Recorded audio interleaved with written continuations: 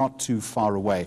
So let's bring Michael Marillier in at our touch screen as we give you something of a retrospective. And for many people in the region, this is a real sense of worrying deja vu. Absolutely, Jeremy.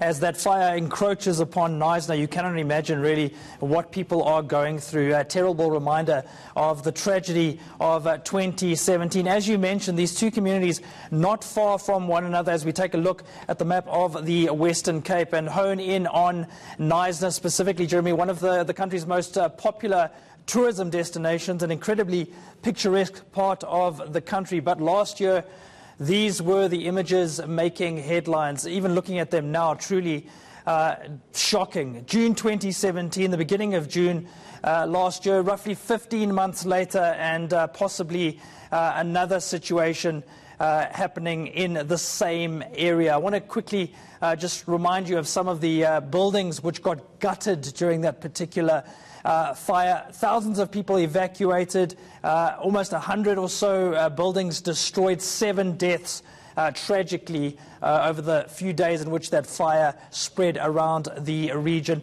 Around about 500 firefighters deployed to the area. The group working on fire saying that it was the single biggest deployment of firefighters in South African history. And as I mentioned, 10,000 people evacuated from Knysna. The town has a population of around about 77,000. So quite a substantial portion of the community having to leave. This was interesting. There were two main causes of the fire. Officials telling us one was man-made, the other may have been sparked by lightning. So a lightning bolt during a storm striking the underground root system, which was very dry because of the drought at the time, and that slowly built up over the period of about 6 or 7 days, and that really caused one of the fires in Elandskraal, which ultimately spread throughout the Knysna area. The CSI are, in fact, releasing that report in June this year. So just giving you a sense, Jeremy,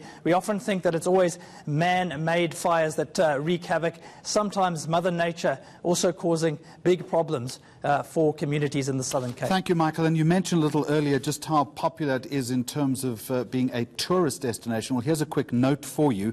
The Tourism Minister, Derek Hanekom, is expected, we're told, to hold a news briefing in Knysna shortly, as those wildfires are still not extinguished. The fires are devastating areas near George and in Knysna. And this is what we know so far. 8 people, 2 women and 6 children have died.